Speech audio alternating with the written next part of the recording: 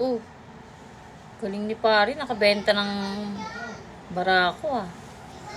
Paldo pala si pare ngayon ah. Makapunta nga sa kanila mamaya. Uy mga anak, mag-bilis kayo. Pumunta tayo sa ninong nyo. Bilisan nyo. Bilisan nyo. Bilis kayo. Ako po. Ako po. Pare, magandang gabi. Ay Mare, bakit? Ano sadya mo? Ginagawa ko ba? Nagtitiklop ako ng damit kasi may trabaho kami bukas ni pare. Alam mo naman, maaga kami papasok bukas. Sama ko kasi yung mga anak mo.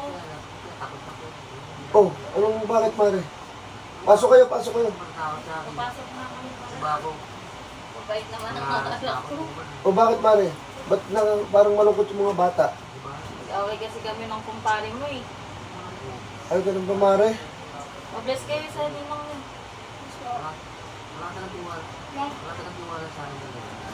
Mga inaanak ko, mag-uusap muna kami ni Mare, ha? Mama nyo, ha? Oh, sige na, mag-cellphone muna kayo sa labas. Mag-wifi Dami mo kayo. namang cellphone pare. Ano ba yan? Sinala kasi sa akin, tol, yung mga kapitbahay natin ng mga nag-i-scatter, yung gupit sa pera.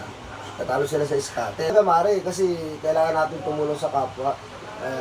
Tinatanggap natin yung mga sala-sala. Bait mo naman pare. O, mga inaanak ko, mag-uusap muna kami ng mama nyo, ha? O, labas muna kayo. Mag-cellphone muna kayo doon, mag-wifi Papayro kayo, mo ha? yan sa kanila. Thank you po, Nino. Kasi, sige na, labas na kayo doon. Mag-usap muna Muna kami kayo ng anak mama sa nyo, ha? labas ha. Mga pare. Away kami ng kumpare mo eh. Mare, nabalitaan mo ba yung ano? Yung nabenta ko yung motor ko kanina?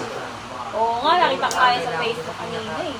Paldo-paldo ka pala dun eh. Ganoon talaga Mare, kasi kailangan natin kumita. Hindi pwede yung puro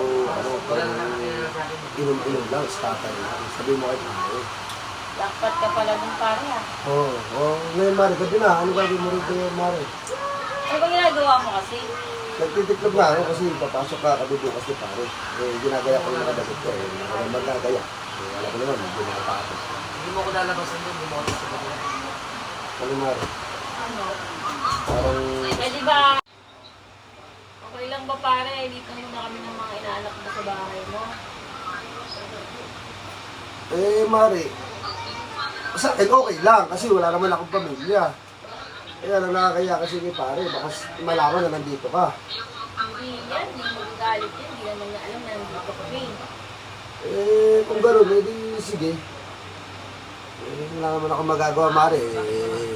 Inaanak ko yung anak mo. Para ka na rin tunay na anak niya. Sige, Mare. Dito na kayo matulog. Wala namang problema. Pasok niya ng may Janeda. Tapos sabi ko lang yung mga bata, Mare.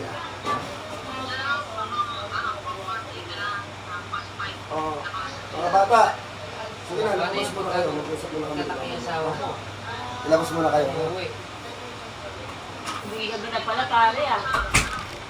Mare, dalawa naman tayo dito. Alam ko naman yung gusto mo mangyari. Alam ko naman, Mare, sadya mo. Nangyari ka pa. Hindi naman sa ganun pare. Ito, Bibig sige. lang talaga ako. Ayan, Mare, bibigyan ka 5,000 ulit, ah. Salamat dito pare ah. Ang gastos na naman kami ng mga anak ko. Ano, Mare? Ano? Ano pare, tara na nga. Ha? Grabe na. Aray ko, Mare, grabe naman yun. Grabe naman, Mare, ginagawa mo sa akin. Patay mo na yung ilaw. Halika na. Grabe naman, Mare.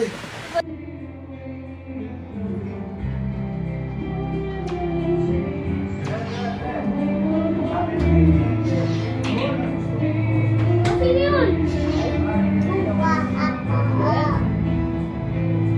Ay, sako na naman si pare. Haldo na naman ako.